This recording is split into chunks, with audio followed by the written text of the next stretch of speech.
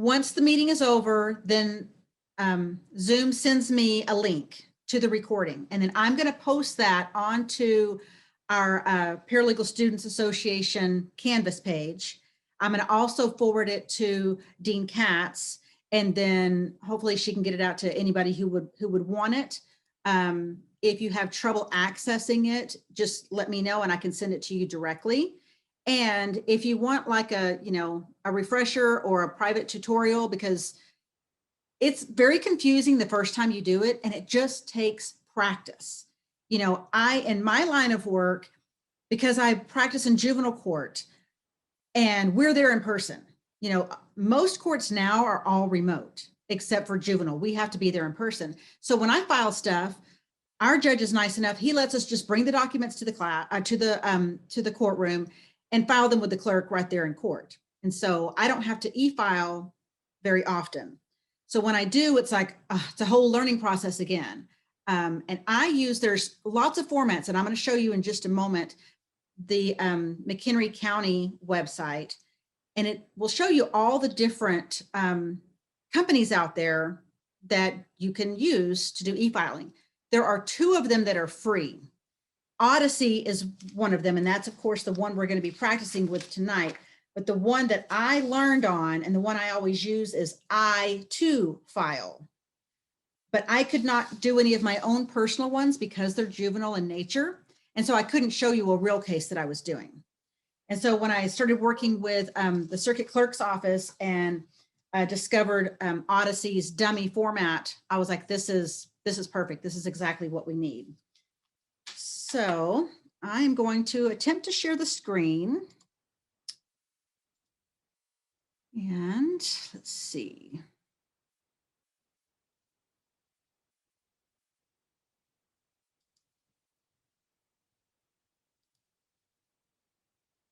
So this was the document that was for you to prep. And let me know did anybody have success downloading the Internet Explorer? Yeah, I did all the steps fine. Okay. And were you able to create your own account? Yep. Okay. Did anybody else do that? I was able to do that as well. Okay. I guess it might be easier to say who wasn't able to do that. I know Fiji, Tina. I was unable as well. Okay, so there's lots of you that were unable. So did you try to download Internet Explorer and it just didn't work? I just didn't have time. Okay, and that's fine. I was just hoping, because I know that hands-on learning is really the best way. But you might not also want to be doing it while I'm talking, because you might get distracted, right, and especially if you get stuck on something. So that's fine. I'm going to walk you through all the steps, and this is going to be recorded. And like I said, if you ever want to have, later on, we can share the screen and you can do it and I can watch and I can help you with the steps as well. So y'all just let me know if y'all want to do something like that. So you would create your login. You would use your MCC email address, and you can use the school's physical address. So you don't have to use your own personal address if you didn't want to. Because I'm an attorney, I used my my law office address for mine. And then it kind of freaks you out because it's like you need to add an account, like a payment method, but we don't. It's a waiver account, meaning there's no fees. So you don't have to worry about putting in credit card information and having something being charged. All right, so this prep for e-filing, you can just kind of keep that handy. And then let me see if I'm going to be able to copy and paste this. So this is where you would get the forms. So I created an appearance to show you tonight on how to e-file. So let's see. Did the screen switch over to my Google page? No. Okay, so I'm going to have to, I guess what I have to do is I have to do a new share every time I change the screen. Okay, do you see my Google page now? Okay. Yes. Yes. So I just copied and pasted that website and it worked. So this takes you directly to the page for forms, and you see court forms. don't get fooled by this very first button, which you think, oh, this is what I need to push. That goes to a different section. That would be if you're looking for a particular case that's already been filed. So don't get fooled by this. And I get fooled by it almost every single time. And I click on it. And that's not the page that I want. So you just, whoops, and see now look what I did. Okay. Nope, now I've lost it again. Okay. I love copy and paste. So why are you doing that? That's so weird. Okay. So we're just going to scroll down. And so I used the form because I was filing for our dummy case. I was doing an appearance. So when you click on here, appearance pro se civil only, that's a good one to practice with. I also had to do one, I had to do a complaint. And you would just keep scrolling down here. There's all different kinds of forms. And so you have civil small claims, and you could click on one of those as well. But I'm just going to show you for our purposes, the appearance form. Click on that and scroll down a little bit. And so here it is. So if you wanted to read about it, getting started with the appearance, how to file an appearance, and then additional proof of delivery. But for our purposes, and let me just see what this takes us to, how to file an appearance.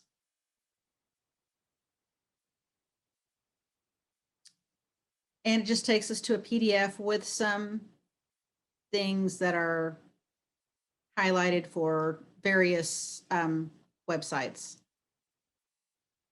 Okay.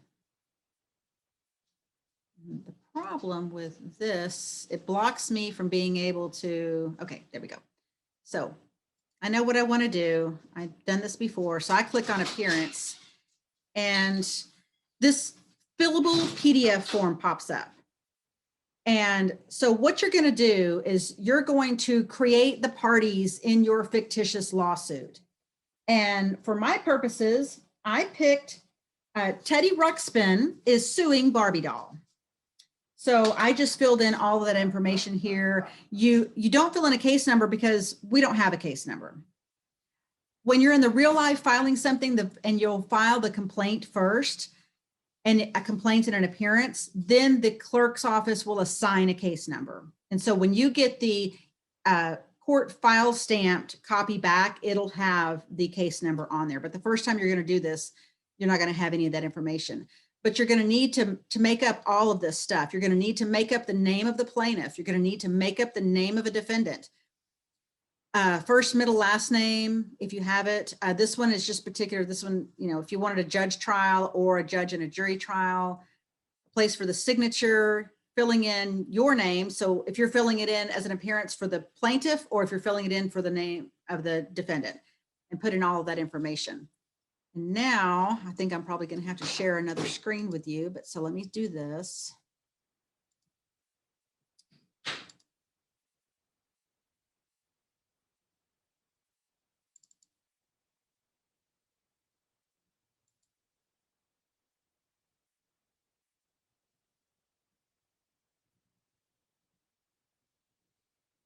Okay. Now, do you see the screen that has this filled in appearance form? Yes, okay.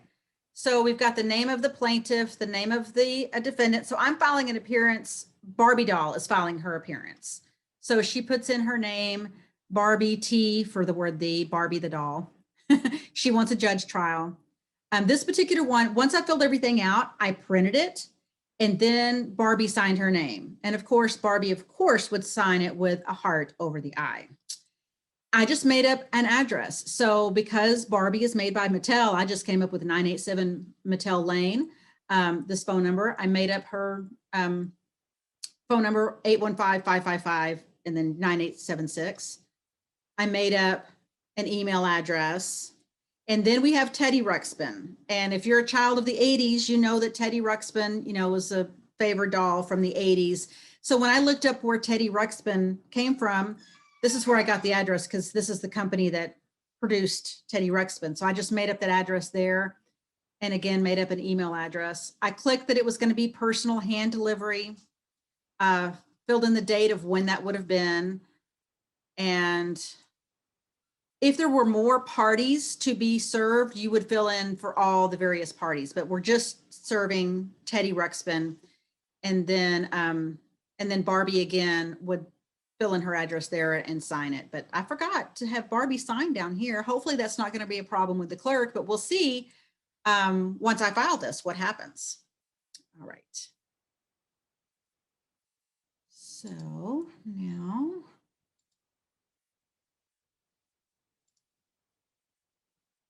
It's annoying that the sharing of the screen doesn't follow my actual screen. I have to move it around. So now hopefully you can see the screen that says practice e-filing. And so this is just your step-by-step what we're going to be doing. So I'm going to copy and paste this. Let's see if it works. And I have to go to Internet Explorer. And I have to do a new share with you.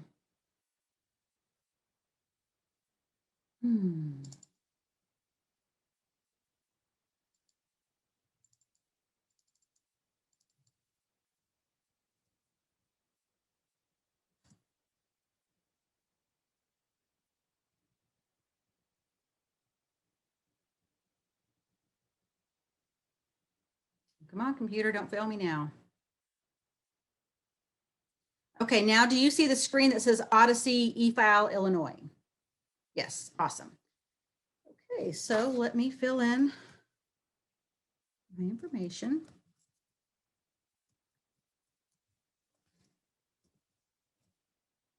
I don't know why it doesn't save my login information. So now I have to remember what I think I remember.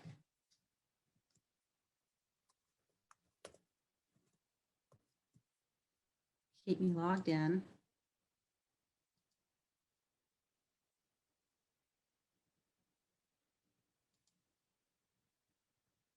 Invalid. Okay, it should not be invalid. So I do have to look it up. Okay.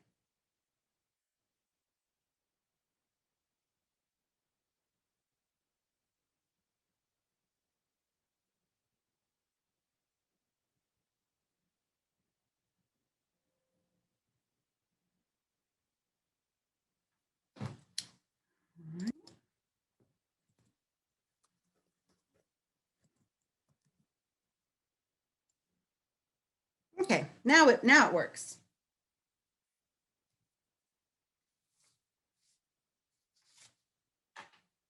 So you can see the ones that I've already practiced on. I've practiced with 3 different things. I've practiced with a complaint and 2 different appearances. And I get 2 of these are envelopes. This one is a draft because this one was rejected. There's a live person at McHenry County Circuit Court that's on the other end of this practice dummy e-filing. And so she told me that she monitors these as they come in. She accepts some of them and she rejects some of them.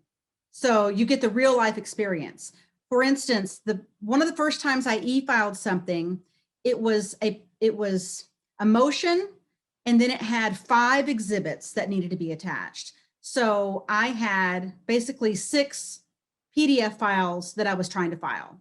And so you had to file each one of them as a different thing. So I did the motion, and then I was doing each exhibit as a separate PDF, and it got rejected.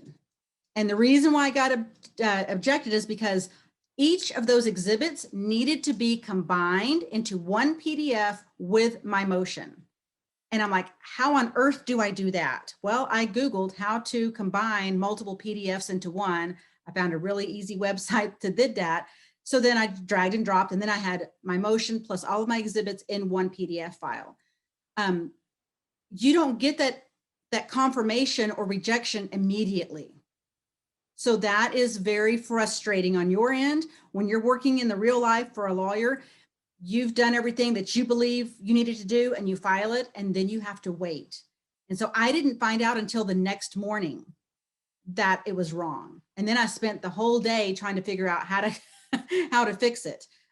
So I'm going to just go to this. Let me see what this says, if I'm even able to click on it. I might not be able to. But each time you do this, so there's an envelope number, for your fake filings, and then it's a draft number because this particular one was rejected. What's frustrating is that I was hoping with filing this complaint that then I could add on to this particular case. If you can do that, I haven't figured out how to do that. So we're going to click on new case.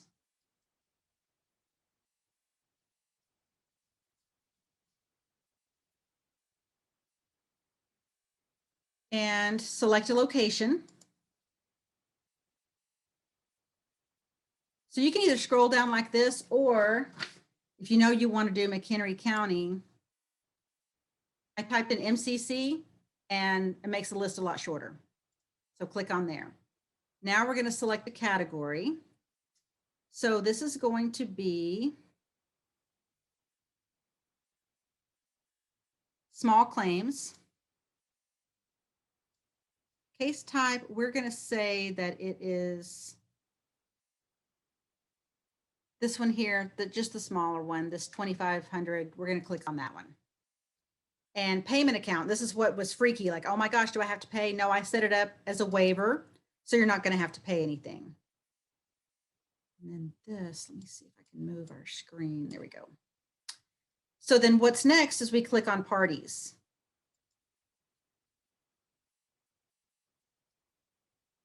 And right now, plaintiff petitioner is highlighted, but I'm filing the appearance for Barbie doll. So Barbie doll is the defendant. So I'm going to click on that. So and then we're going to click, I am this party.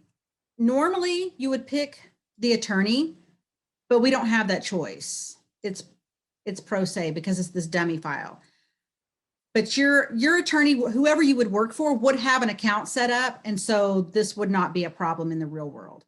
So we're going to click on this and then, oops, I'm not going to click on that because it filled in my information. Do you see what happened?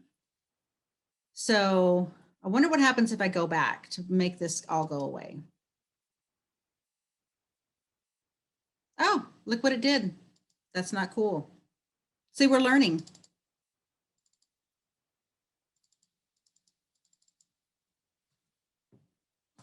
I've never tried that before to see if it would go back to the previous page, and it didn't. So learning experience. New case.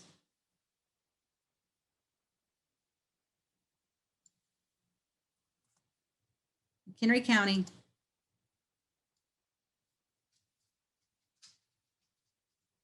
Small claims. Actually, I'm going to pick this. I'm going to pick this bottom one, tort money damages. That's what I'm going to do. And then waiver. Then we'll go over here and click parties. Defendant. And now I'm going to click pro se.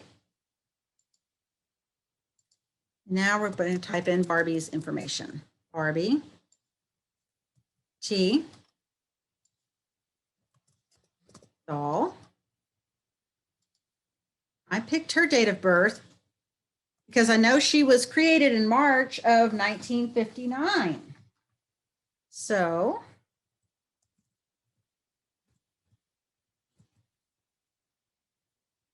and her address.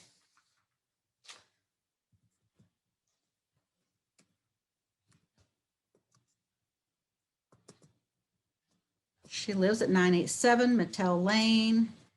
She lives in Woodstock.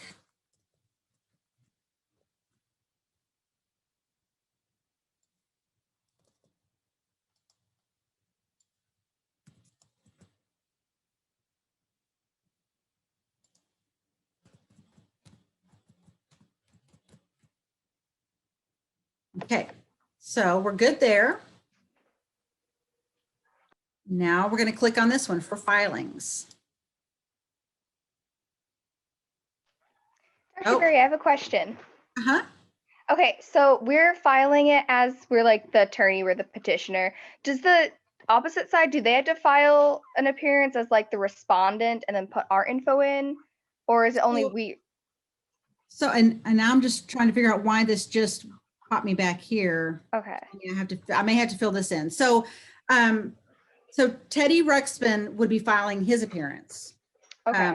So it's normally either you're filing it as a pro se or the attorney is filing it on behalf of the person. So if I was the attorney, I would be putting my information. If I was the plaintiff, I would be putting my information. But if I'm an attorney and I'm representing Barbie Doll, or if Barbie Doll is filing pro se, she puts in her information. Okay. So now this is asking for the plaintiff's information, which is Teddy Ruxpin.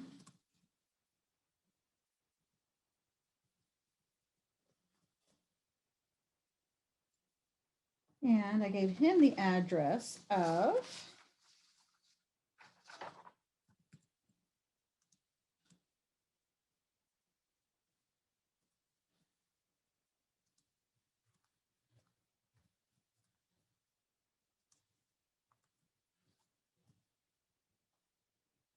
he lives in Crystal Lake.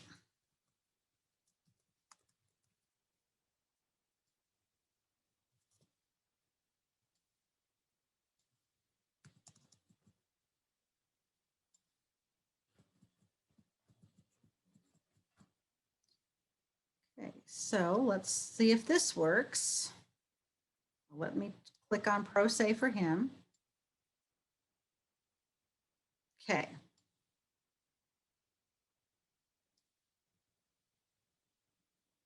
And see, if you look up here, it tells us which step we're on. So we first did case information, then we put in the parties' names. Now we're at the filings.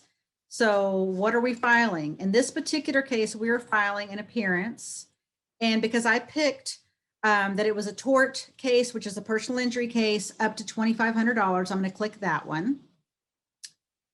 Filing description, if you want to put something in there, if it's perhaps something that your office is tracking or a reference number, you can put in that. I'm not going to do that. If you were going to do any of these optional services, you would, let's say if you want to do the certified mailing fee, you would click that and add it, and then you see it over here. Okay, but we're not going to be doing that, so I'm going to remove it. But you can go through this and see whatever it is, the optional services, you would just click on it, add it. If you put something there by mistake, you click on it and remove it. So it's very, very easy. Now I need to attach my document.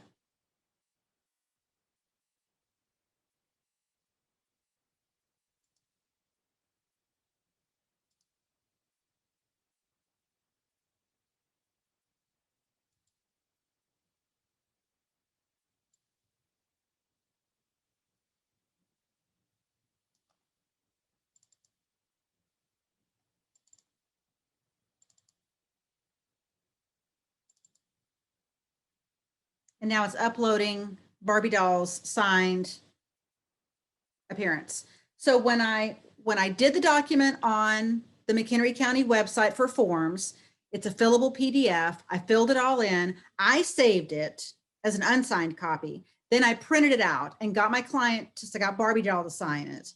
And then I scanned it and then resaved it as a PDF, and I renamed it Doll Appearance Signed, so I would know the difference. So I don't have any necessarily filing comments. I'm not doing any courtesy copies, but let's say you wanted to give a courtesy copy to Judge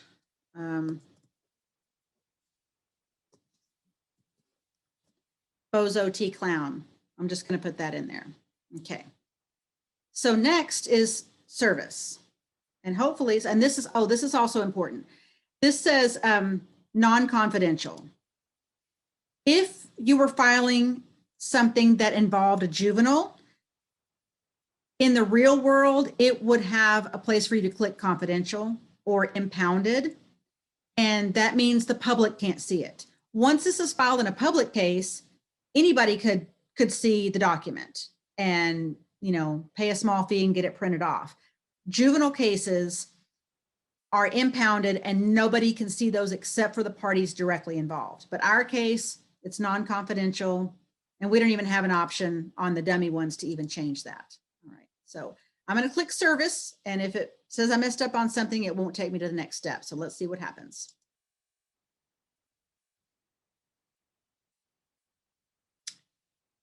Oh, see, now it's in red right here. Okay, so I'm going to take this out. Oh, please enter email address in the standard email address format. Okay, so let's do that. Actually, I'm going to do it this way.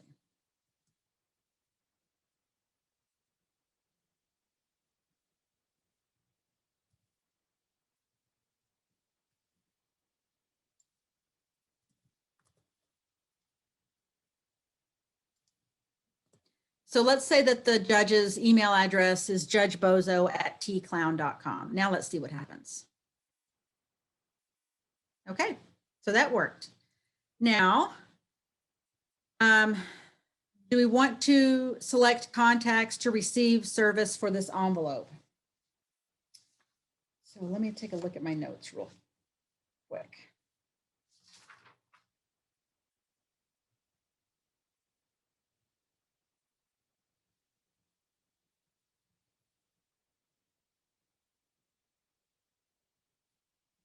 So you can, so this is checked right here to select all service contracts. I'm gonna see if I can just send it to Teddy. Let's see what happens if I just click him. I guess we don't even have the ability to change it. The first time I did it, I was able to click this off and just send it to Barbie when I did my dummy one for Teddy's appearance. And it's not letting me do this and I don't know why. So we're just gonna leave that blank. And then we go to summary. So we have the plaintiff is Teddy Ruxpin at this address, that phone number. He's pro se. This is Barbie doll. She's pro se. Here's the appearance that was signed and uploaded. We're not sending out, we're sending out, I guess the service contacts are going out to all parties. And again, it has their addresses. So everything looks good. So let's submit it.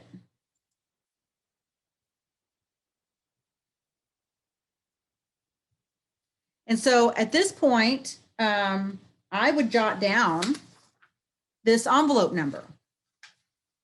That way you can track it. So you would write down envelope 236659 as submitting. Let's click on view receipt and see what happens. Here we go. For your purposes, working in the real world, I would click on that and then print this, save it, print it, put it in the file, however you would do that. And that way you've got it. You've got proof that you filed it. That way, if it's rejected, your boss, you know, at least can see this, that you did it in a timely fashion. And I'll click OK. And now we're done. And so now this is popping up as a draft. And I will be notified. So the email that you set up your account with, that's the email that Odyssey via McHenry County is going to send you the notification to tell you whether it's been accepted or rejected. In fact, let me see if I can pull up. No, I know that I tried it with the other draft, and I know that they sent me something. So when I filed the appearance, so this was Stan Lee versus Batman. And I just filed an appearance and the clerk rejected it and said there must be a complaint on file first. So she'll just kind of tell you things. And so you can just keep practicing. So that's why the next time I filed something, I filed a complaint. So I went in there and drafted a complaint. You can do that as well when you look at those forms. I'll do a new share.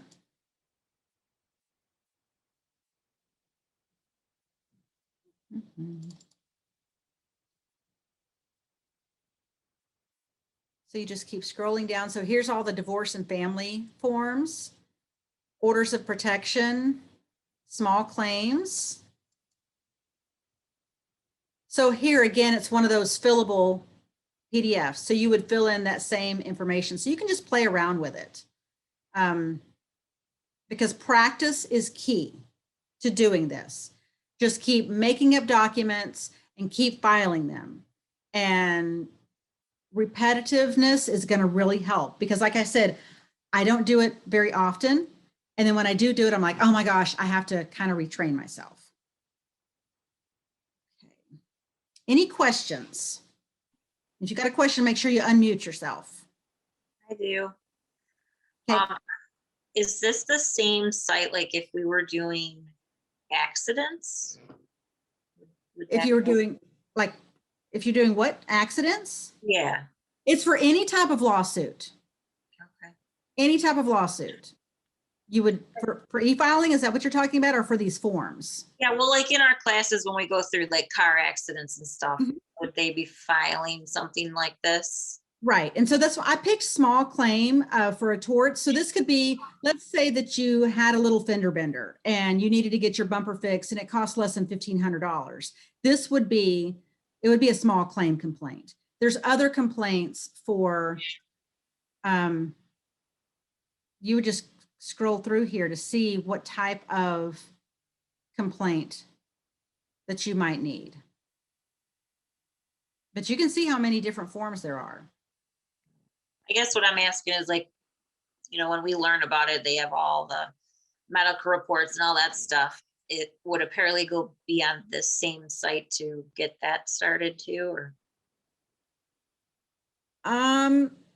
Are you talking about like getting subpoenas for medical records or what? I'm not sure exactly what you're asking.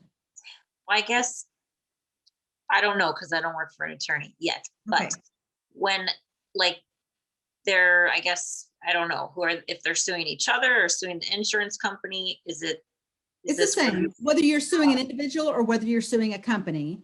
And let's see if I can find, so like here's a subpoena for production of specified documents, objects, or tangible things. So let's say you're suing somebody for the car accident you were in, and you wanted to get a subpoena. And so this is who you would address. You would address it to that person and whatever it is, documents you're looking for. So let's say that you're the insurance company, you represent the insurance company and they want the proof from the plaintiff of their damages. So they would want, receipts, anything, photographs, video, anything that they might have in their possession. So when you actually start working for a law firm, they're going to have like forms already made up for these types of subpoenas. They ask for everything because they don't want to miss something. So this may be not even enough room to ask for all of the things that you wanted to ask for, whether it's in a criminal case or if it's in a civil case. But this is an example of the fillable format that you could use. And that's going to be served to the other party to get the subpoenaed material as you would want for, the doctor bills, the cost of repairing the vehicle, things like that. Did that answer your question better? Yeah, so criminal cases would be on the same page too. Yes. So you just keep saying, now you have criminal, and we have criminal, traffic, and juvenile, which I think it's interesting that they put juvenile in with criminal and traffic. And so again, you have all the different types of forms. If you're filing a motion for something, not only do you have to file the motion, but you have to file the notice of motion as well. So one is a notice of motion if you wanted the motion set on a date other than what the current court date is. So let's say the court date is 2 months from now, but you have a motion to file prior to that. So like in my case, because what I do in juvenile court, let's say that I am requesting more visitation for my client. And so I don't want to wait 2 months to put in that motion. I want it heard as soon as possible. So I would file I would have a motion to increase visitation, and I would file a notice of motion. There's also a notice of filing, which they don't have. I don't see that notice of filing on here. A notice of filing is you're okay with the current court date. So let's say the court date is currently scheduled for 2 weeks from now, and you're okay with that. You're not asking for a different court date. So you would do a notice of filing. And that's something that, it was new to me when I moved here to Illinois. I had never done a notice of filing before. And so notice of filing is when you're okay with the court date that's already scheduled. A notice of motion is you're requesting a sooner court date, and you're actually going to pick the court date. So whatever's working best for your client and your office. But you should also be courteous enough to contact the other parties involved to make sure the date you're choosing is a good date. Because I can tell you in my experience, so many times this has happened, all of a sudden I get a notice of motion and it's a date where I'm not going to be in court that day. I'm going to be somewhere else. Maybe I'm going to be out of town. Maybe I'm going to be in another courthouse. I'm not able to make it. And they've done this without even consulting with me. So most attorneys will make sure that that date's good for everybody. So that's something that if you're working for a law firm, ask them, say, I see that you're doing a notice of motion. Do you want me to call the other side, the other party, to make sure that's good? In a criminal case, the other party is the state, so every day of the week is good for them. If you're doing a civil case, it may not be good for the other side. If you're doing a juvenile case, you're going to have so many parties involved. You have, I'm going to stop sharing right now. So you're going to have the guardian ad litem, you have the state's attorney, you have the attorney for the mother, you have the attorney for the father. You may have more than one father. You may have guardians, legal guardians that were involved. So I could be having to contact 8 different people to check to see if the court date I want is good for everybody. So juvenile court is, it's crazy and it's very frustrating. I'm so grateful now with this e-filing and emailing. It makes it so much easier because I can send out an email and put all parties on there. When we used to have to fax things, I would have to sit there in front of the fax machine. And let's say I'm faxing something that was 15 pages long. And I put in the first phone number and I put in the fax and I wait for 15 pages to go through. Then I wait to make sure that it goes through and it's not a busy signal or not a non-answer. So let's say it goes through and then you wait for the receipt and then it says error. And then you have to do it again. And then if you have to do that for 5, 6, 7, 8 parties, that takes all day long just to do that. And that was very, very, very frustrating. And then you would have to keep those receipts. You would have to keep those confirmation pages that it went through. And then you have to look, this was a 15-page document, including the cover page, and make sure all 15 of those pages went through in your fax. And if it didn't, you have no idea which page didn't go through. So I am so happy that I don't have to rely on fax machines anymore. So, any more questions? Okay. So, oh yes, yes, Rebecca. So the law firm that I work at, we don't really use like the autofill forms. Okay, and that's fine too. Wisconsin. I didn't know, like, is that something that like you personally use, or do you use your own? I use my own forms, but for this practice, y'all aren't going to have access to a law firm's forms already, unless you work for a firm and they're going to let you practice with one. So that's why I'm showing you that these forms for practice purposes, Okay. you can do that. You can take a practice form and you can create it on your own, make a Word document out of it. And then you can have that template and then reuse that.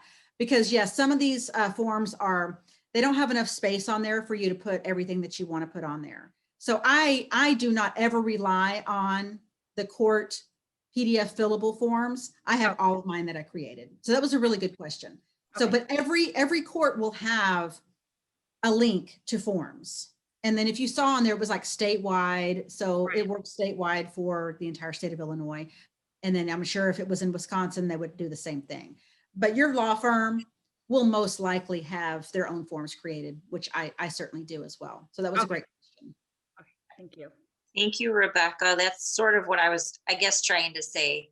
So as Okay.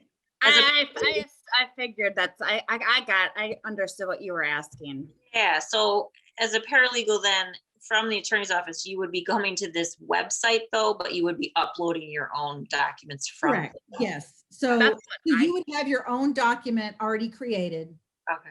and saved, but it has to be saved in a PDF format.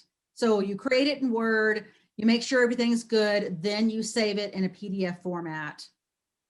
And that's what you're gonna be uploading into the e-filing. And that's, I also wanted to show you, bear with me real quick.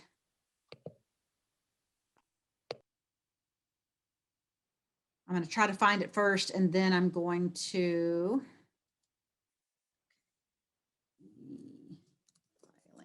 I'm going to see if I can find that page that gives you all of the different companies.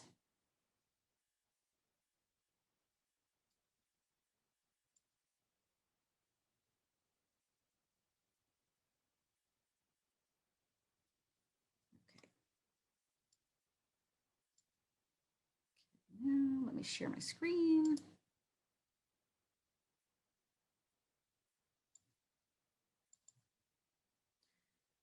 Okay, so I just typed in the search field here, I just put in E and then filing, and it popped up with this page.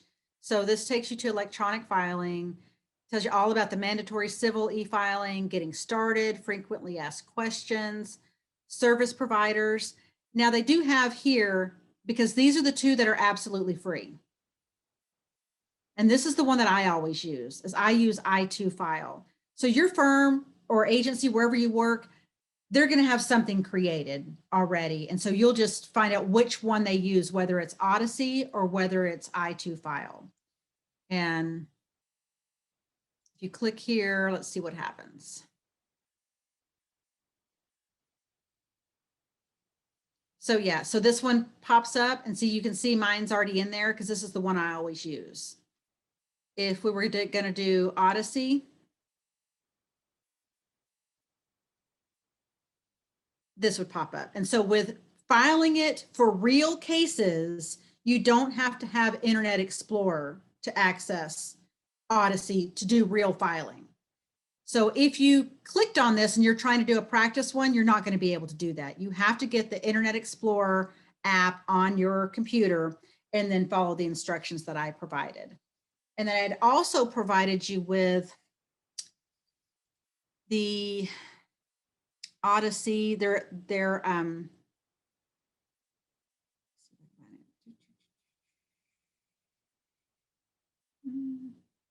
this one? No, that's not it. Where did I put it?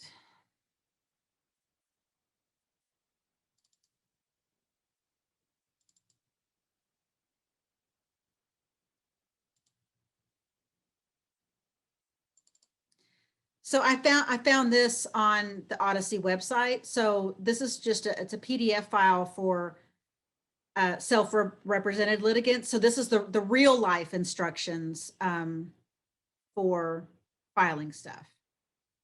So you can just read that, and then, and then that's another. Cook County is very special.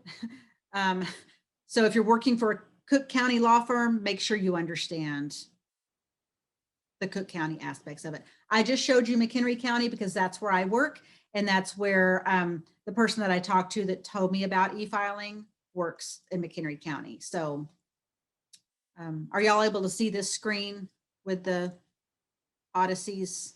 Okay. So you should have access to all of those documents. And if you want to familiarize yourself with the real life filing, I would suggest you read through this. And I'm sure that probably i2File has the same type of document that you could get. All right. Any more questions? No. So I hope that made sense to you. And I know that once you're doing it on your own, you're going to be like, I forgot what to do next. So if you have your practice e-filing, you just follow this step by step. You just go through this PDF that I've made for you. And, I'll say, that you have to use Internet Explorer, and then what to put in for your account information, how to add the waiver account, and then clicking on the new case. And that's what we worked through, was clicking on new case, making up your parties, and just have fun with it. You know, I try to make things funny and interesting and, you know, not boring. And Jane Doe and John Smith, that's boring. So that's why I picked Teddy Ruxpin and Barbie Doll and Stan Lee and Batman, and, you know, just have fun with it, get creative. But I do, to make things easier, also, if you have the parties' names like in a Word format, and you put in Barbie Doll and all of her information, you can click and paste into that PDF form, and not have to, you know, type it in like I was doing. But just to speed it up, I didn't want to have to keep flipping back and forth between documents. So hopefully that made sense to you.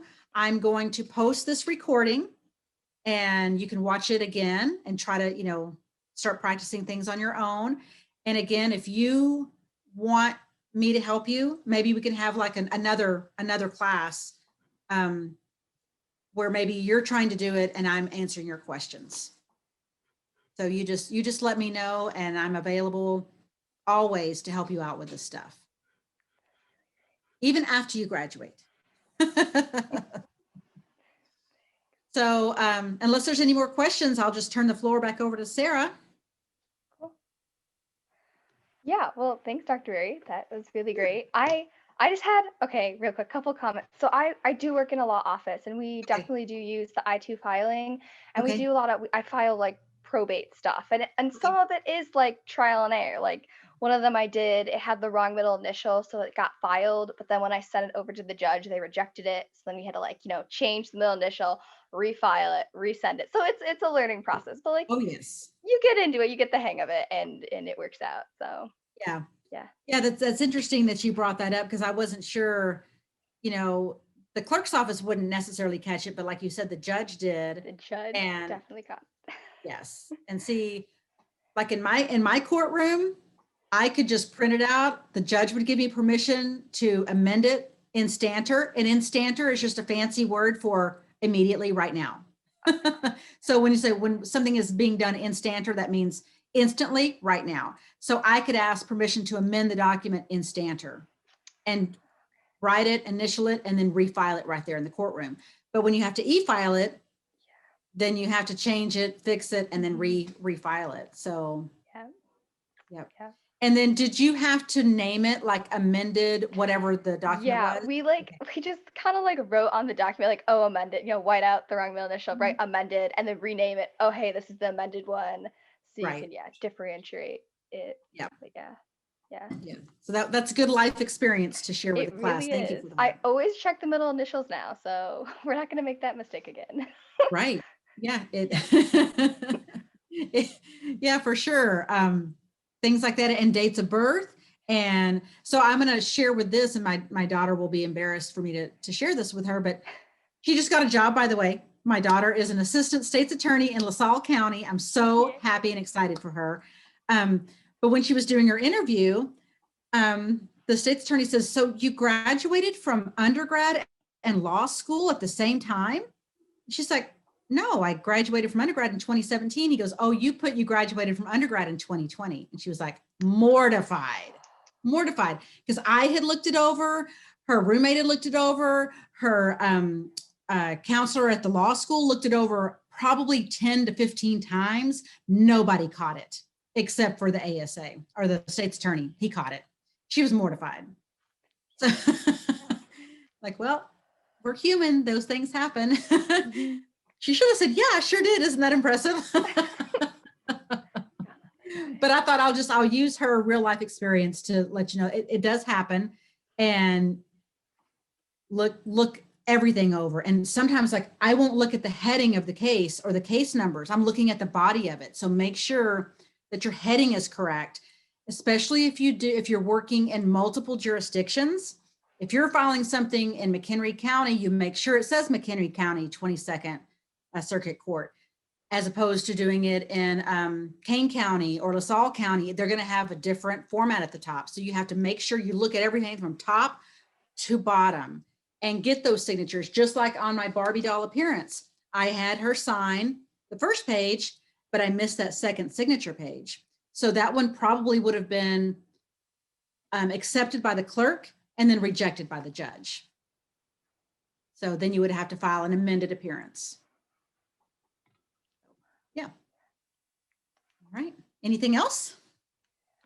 I had one last comment. So first, thank you guys all for coming. I think this was really informative, really practical, and things you'll actually be using out there in the field. But if you guys would like to stay connected, we have a classroom on Canvas where we post like our updates when we're meeting. We have like the schedule of like planned paralegal courses for the next couple semesters you guys can go check out. If you guys would like to join the classroom, you guys can email me your name, student ID number, and your email address, and I can get you in the classroom so you can like see when we're meeting, stay up to date. I'll pop that in the chat. But yeah, Okay. Yep. And then do y'all, when you're looking on Zoom, do you have access to the chats? Okay, so look through there because Dean Katz put her information on there. So before you take off, like copy and paste this so you have her contact information. And then it also has what Sarah said she needs, the student ID number, email address. Send it to her. So just copy and paste those before you take off.